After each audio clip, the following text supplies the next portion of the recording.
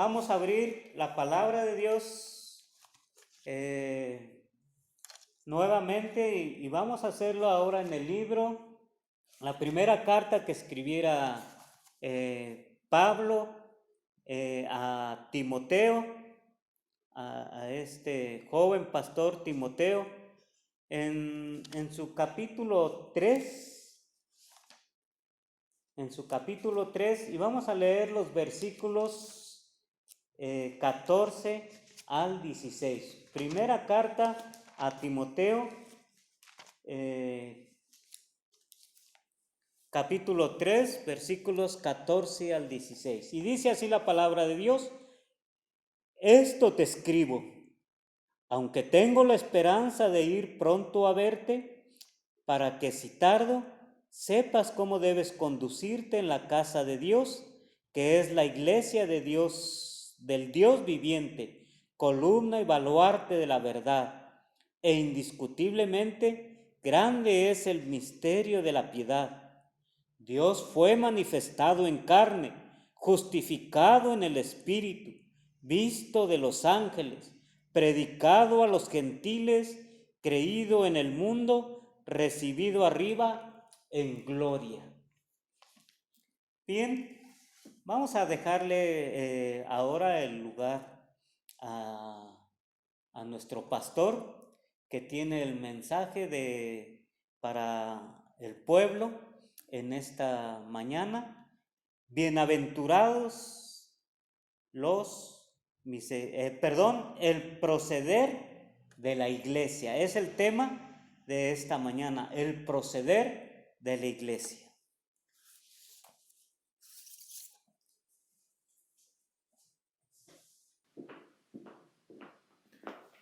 Muy buenos días, estimados hermanos en el Señor. Damos gracias a Dios, no solo por este día, sino por la oportunidad que como iglesia tenemos de poder conmemorar un año más de existencia, del caminar de la misma, bajo la bendición, bajo su palabra y sobre todas las cosas, con ese entendido de que somos el pueblo de Dios, somos linaje escogido, real sacerdocio, aquel pueblo que ha traído Dios, dice, de las tinieblas a su luz admirable. Y en motivo de ello queremos también exponer la palabra del Señor en base a lo que la Escritura nos dice en relación a lo que es la iglesia y el proceder de la misma. El proceder de la iglesia es el tema a compartir en esta mañana, donde damos gracias a Dios por la existencia de esta iglesia Betel y por la participación de cada uno de ustedes en los diferentes ámbitos, en los diferentes tiempos, dando gracias a Dios por todo aquellos que han hecho posible y el que el Señor sin dudamente los ha usado como instrumentos útiles en sus manos. En la iglesia siempre existirá asuntos que atender. El texto es 1 Timoteo, capítulo número 3, versos 14 y 15 específicamente. Esto te escribo, aunque tengo la esperanza de ir pronto a verte, para que, si tardo, sepas cómo debes conducirte en la casa de Dios, que es la iglesia del Dios viviente, columna y baluarte de la verdad. A la luz de este texto de la Escritura, escrito por el apóstol Pablo, dándole instrucciones a Timoteo en cuanto a cómo instruir la iglesia en su caminar diario, en la manera en que había de proceder en el ámbito social y específicamente también en el ámbito eclesial, cómo poder relacionarse unos a otros. A la luz de las cartas del apóstol Pablo también encontramos que él atendió muchos asuntos en diversas iglesias. Muchas de esas cartas conforman gran parte de lo que es el Nuevo Testamento. Hubo situaciones que el apóstol Pablo pudo tratar de manera personal, como escritural, pero hubo otras donde tuvo que tener que echar mano de sus asistentes o colaboradores, como fue en el caso de Timoteo y Tito, a quienes específicamente les dedica sus cartas, dentro del cual se les llama epístolas pastorales. En el caso de Tito, en el capítulo 1, versículo 5, le dice de la siguiente manera: que por esta causa te dejé en Creta, para que corrigieses lo deficiente y establecieses ancianos en cada ciudad, así como yo te mandé. Y en el tema que nos atañe en esta mañana, en cuanto a las instrucciones dadas a Timoteo, es el apóstol Pablo escribiéndole en el capítulo 1, verso 3 y 4 de la primera carta a Timoteo, diciendo así: como te rogué que te quedases en Éfeso cuando fui a Macedonia, para que mandases a algunos que no enseñen diferente doctrina, ni presten atención a fábulas y genealogías interminables que acarrean disputas, más bien que edificación de Dios, que es por fe. Así te encargo ahora. En sí, este pasaje de la Escritura nos va a instar a que pongamos atención al proceder que como iglesia estamos dando o estamos llevando en la actualidad. ¿Es propio? ¿Es bíblico? ¿Es lo estipulado por Dios en su palabra? El pasaje en sí, pues, entonces, tiene que ver con estas instrucciones dadas Pablo a Timoteo. Es que el texto bíblico señala algunas maneras de cómo ver la iglesia. Sepas, dice, cómo debes conducirte en la casa de Dios, que es la iglesia del Dios viviente, columna y baluarte de la verdad. Este conducirse tiene que ver con el carácter personal de cada creyente como miembros de la familia de Dios. Bajo este entendido que la iglesia es un cuerpo de personas que están en una estrecha relación con Dios, pero que también están en una estrecha relación entre sí, pero también están en una estrecha relación con otros o con los demás. La iglesia, por lo tanto, en un sentido no es un círculo cerrado. La Biblia dice en el libro de Hechos que Dios cada día añade a la iglesia los que han de ser salvos.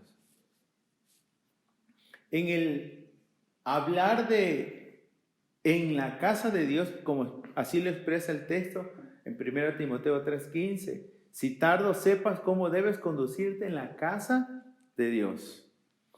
Hace referencia más que al templo físico, tiene que ver con quienes conforman la iglesia, los que somos miembros, los que estamos en un plano familiar ya con Dios y con los hermanos o hermanas. De esta forma, entonces, también podemos tener un entendido que la comunidad de creyentes en sí constituye lo que se le llama la iglesia. Esta iglesia, según el texto bíblico, no se pertenece a sí misma, le pertenece al Dios viviente. Aunado a esto, a esta iglesia se le atribuye como una depositaria de la verdad en la cual ha de mantenerse. Bajo un concepto claro de lo que somos como una comunidad de personas creyentes en Dios, que le pertenecemos a Él, que tenemos una responsabilidad de mantenernos en la verdad, pero también de reflejar esta verdad en cada uno de nuestros actos. Nos adentraremos entonces a ver la manera en que hemos de conducirnos como la iglesia del Dios viviente que somos. Así entonces la Biblia nos va a hacer hincapié que una iglesia vive conforme a lo que cree. Lo que una iglesia cree, moldeará lo que vive.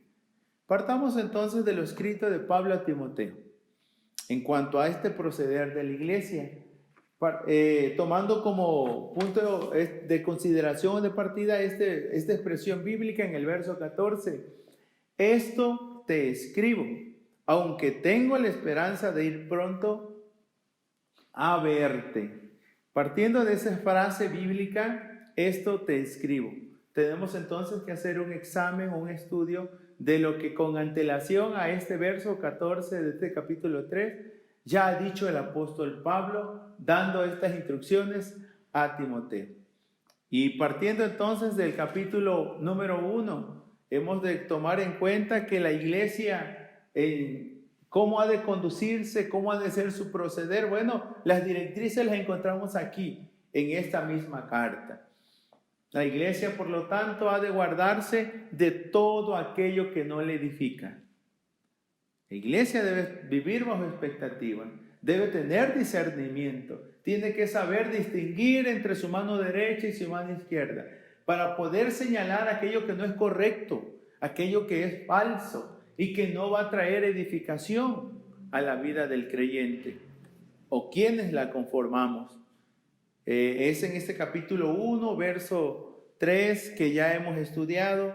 Como rogamos, dice, te rogué, le dice Pablo, que te quedases en Éfeso cuando fui a Macedonia, para que mandases a algunos que no enseñen diferente doctrina, ni presten atención a fábulas y genealogías interminables, que dice la Escritura, que no edifican, antes bien acarrean disputas, más que bien edificación de Dios, que es por fe. Le dice así, te encargo.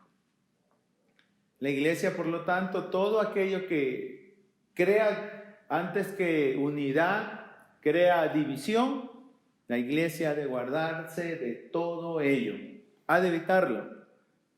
Pero de igual manera, a la luz de este texto de la Escritura, podemos también proceder a los versos 5 y 7, donde la iglesia ha de dar los frutos esperados de ella. Y el texto de la Biblia dice así: pues el propósito de este mandamiento, dice, es el amor nacido de corazón limpio y de buena conciencia y de fe no fingida. Frutos esperados. Que haya amor nacido de corazón limpio, que haya un amor nacido de una buena conciencia y que haya amor nacido de una fe no fingida. Esto va a contraponer a lo que va a señalar el verso 6 y 7 de este primer capítulo, de cuáles cosas, desviándose algunos, se apartaron a vana palabrería, queriendo ser doctores de la ley sin entender ni lo que hablaban ni lo que afirmaban. La iglesia entonces también ha de mantenerse en la fe y ha de mantenerse con una buena conciencia. Verso 18 al 20. Este mandamiento, hijo Timoteo, te encargo para que conforme a las profecías que se hicieron antes en cuanto a ti, milites por ellas la buena milicia, manteniendo la fe y buena conciencia, desechando la cual naufragaron en cuanto a la fe algunos, de los cuales son Himeneo y Alejandro, a quienes entregué a Satanás para que aprendan a no blasfemar. Cuán importante es que la iglesia de Dios mantenga su fe y sobre todo mantenga una buena conciencia. La iglesia también en cuanto a su proceder ha de tener siempre presente lo que es fiel, lo que es digno y lo que es la verdad central de su creencia o de lo que en sí es el cristianismo. En el verso número 15, donde la Biblia va a decir palabra fiel y digna de ser recibidas por todos, que Cristo Jesús vino al mundo para salvar a los pecadores, de los cuales yo soy el primero. La iglesia, por lo tanto, ha de tener presente lo fiel, lo digno y lo que es central en cuanto a su práctica. Y lo central es que Cristo vino al mundo a salvar a los pecadores. La iglesia está conformada por pecadores. Aún quien escribe la carta dice, de los cuales yo soy el primero. Nunca hemos de pasar por alto o olvidarnos de esta verdad central. Porque fuera de Cristo no hay salvación. La Biblia también lo va a señalar en el libro de Hechos 4:12. Que no hay otro nombre bajo el cielo dado a nosotros los hombres en que podamos ser salvos.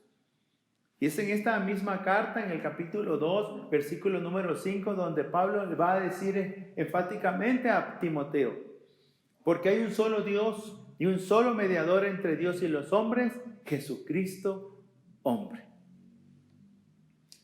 La iglesia, por lo tanto, que mantiene en mente siempre a quién se debe, ¿y cuál es su verdad central? Esta es la iglesia de Cristo. Por eso es cristianismo, porque pertenece a Cristo y Cristo es su cabeza. Así lo expresa la Escritura. La iglesia ha de asumir también un llamado que en estos textos, en base a la frase, esto te he escrito o te escribo, le dice Pablo. Y dentro de esto que ha escrito Pablo a Timoteo es que la iglesia debe asumir un llamado o su llamado a una vida de oración. Exhorto ante todo que se hagan rogativas, oraciones y peticiones, acciones de gracia por todos los hombres, por los reyes, por todos los que están en eminencia, para que vivamos quieta y reposadamente en toda piedad y honestidad. Porque esto es bueno y agradable delante de Dios, nuestro Salvador. La manera que el texto de la Escritura nos va a señalar entonces es que la iglesia debe vivir en esa comunión plena con su Dios, orando por todos los hombres, a fin de que se pueda vivir bajo un ambiente social sano, donde se sepa lo que es la salvación en Cristo y donde muchos vengan al conocimiento de la verdad. Así lo expresa la palabra del Señor. La iglesia entonces también ha de considerar las demandas de esta vida de oración estipuladas en el verso 8 al 10 de la el segundo capítulo. Quiero pues que los hombres oren en todo lugar, levantando manos santas, sin ira ni contienda. Asimismo que las mujeres se atavíen de ropa decorosa, con pudor y modestia, no con peinados ostentosos, ni oro, ni perlas, ni vestidos costosos, sino con buenas obras, como corresponde a mujeres que profesan piedad.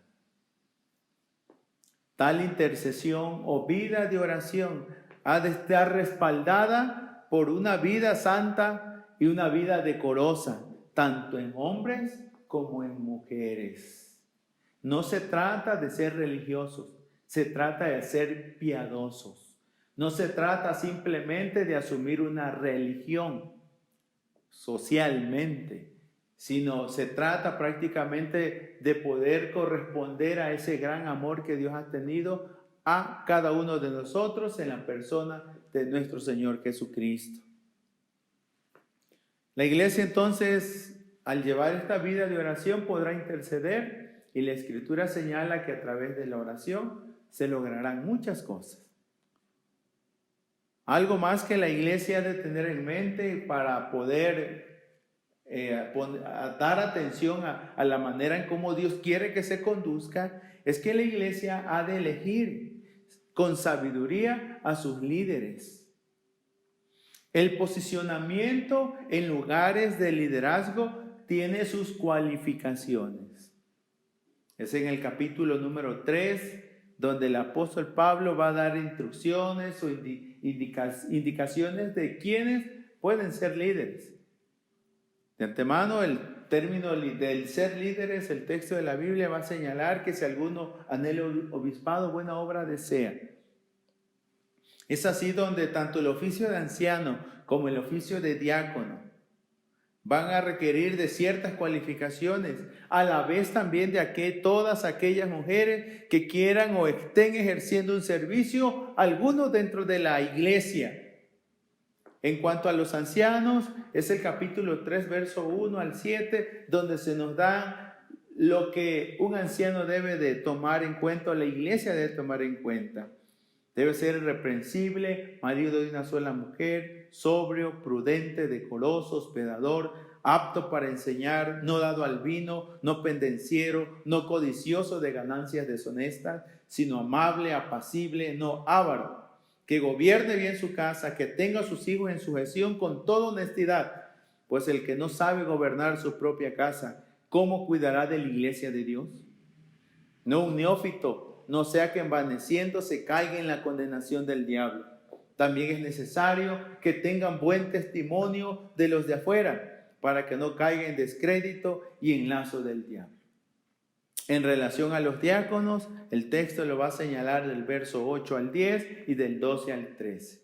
Los diáconos asimismo deben ser honestos, sin doblez, no dados a mucho vino, no codiciosos de ganancias deshonestas, que guarden el misterio de la fe con limpia conciencia, y estos también sean sometidos a prueba primero, y entonces ejerzan el diaconado si son irreprensibles.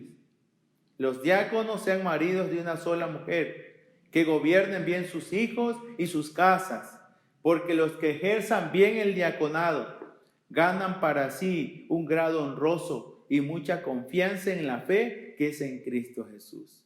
Y en cuanto a las mujeres, hermanas, que Dios les permita desempeñar algún encargo dentro de la iglesia, dice el verso número 11. Las mujeres asimismo sean honestas, no calumniadoras, sino sobrias, fieles en todo. La iglesia entonces que elija, sepa elegir con sabiduría a quienes han de presidirles en el Señor, lo ha de hacer, porque de ello también depende el buen orden, o como se señala aquí en el versículo número 5, que estos oficios tienen la finalidad máxima de cuidar de la iglesia de Dios, de guardar, de no traer descrédito al honor de Cristo y siempre reflejar la gloria del Señor en cada uno de sus actos y en la vida diaria. Así como ha de elegir con sabiduría a sus líderes, también ha de tener discernimiento o ha de cuidar de todo aquello que sea falso o erróneo, específicamente de los falsos maestros. Es en el capítulo 6 de esta carta, en el verso número 5, donde la Escritura dice que existen hombres que no enseñan conforme a la piedad, disputas necias de hombres corruptos de entendimiento, privados de la verdad, que toman la piedad como fuente de ganancia. Y expresamente dice Pablo, apártate de los tales. La mentira no debe tener lugar en la iglesia, debido a que en ella solo se debe haber o existir un lugar para la verdad. La realidad es que existen quienes tarde que temprano tienden a abandonar la verdad. Y la Biblia ha señalado con antelación en este mismo texto del capítulo número 3 que la iglesia es la casa de Dios, la iglesia del Dios viviente, y que es columna y baluarte de la verdad. ¿Por qué ha de atender la iglesia a su conducta, a su proceder? Porque refleja al Dios al que adora, porque es un resultado de la obra redentora de Jesús, y específicamente la iglesia le pertenece a Dios y como tal le representa en esta tierra. Por lo que la iglesia ha de mantenerse conectada con la verdad, pues de ella emana su buen proceder. Si no se vive en la verdad, su proceder lo va a reflejar. Y en lugar de fomentar verdad, va a fomentar lo falso, lo erróneo. Y la Biblia señala que la iglesia ha de ser muy celosa de guardar, de mantenerse en la verdad y de reflejar la verdad. Esto ante el anunciamiento, como lo va a decir capítulo número 4, 1 al 5, de que van a venir tiempos donde muchos van a abandonar la fe, donde va a existir la propagación de la mentira y del error por personas que han perdido el rumbo, que se han desviado de la verdad. Pero el Espíritu dice claramente que en los postreros tiempos algunos apostatarán de la fe, escuchando espíritus engañadores a doctrinas de demonios, por la hipocresía de mentirosos que teniendo cauterizada la conciencia, prohibirán casarse y mandarán abstenerse de alimentos que Dios creó para que con acción de gracias participásemos de ellos los creyentes y los que han conocido la verdad. Por lo que el texto de la Biblia nos dice que todo lo que Dios creó es bueno y el hombre tiene que saber distinguir entre lo que Dios creó y Dios avaló y aquello que simplemente son mandamientos de hombres. Hemos de considerar con mucha atención y detenimiento entonces si en verdad nuestro proceder como iglesia al momento concuerda con lo estipulado por Dios para con su pueblo. Para tal hecho, nos es necesario guardar el mandato establecido aquí en esa primera carta de Timoteo. Que evitemos todo aquello que no sea de edificación y que pueda desviarnos del camino del Señor. Y es así como esta primera carta de Pablo a Timoteo concluye. Oh Timoteo, guarda lo que se te ha encomendado, evitando las profanas pláticas sobre cosas vanas y los argumentos de la falsamente llamada ciencia, la cual profesando algunos se desviaron de la fe. La gracia sea contigo. Amén. Es importante entonces tomar nota y poder hacerle el análisis pertinente en la manera como estamos caminando y cómo estamos siendo como iglesia, cómo nos estamos proyectando ante la sociedad, ante la colonia, ante otras personas que no comulgan quizá con la fe. Pero es menester pues que aún en esta primera carta de Pablo a Timoteo, en el versículo número 12, le instó, dice, a que fuera ejemplo de los creyentes. Y este ejemplo tenía que ver con la conducta, porque él modelaba el cristianismo a través de sus actos. Es así como le dice en caso a Timoteo: ninguno tenga en poco tu juventud, sino sé ejemplo de los creyentes en palabra, conducta, amor, espíritu, fe y pureza. Aquí está contenido lo que es el proceder de la iglesia. Podamos nosotros hacer todas las consideraciones necesarias, las comparaciones necesarias para saber si estamos acorde a lo establecido por Dios para su iglesia. Y de esta manera estemos llevando la gloria y honra al Señor. Deseamos entonces que como iglesia Dios permita que en este nuevo año nos conceda su gracia, la sabiduría para saber conducirnos de tal modo que llevemos siempre gloria a su nombre y que a través de ello seamos sal, seamos luz.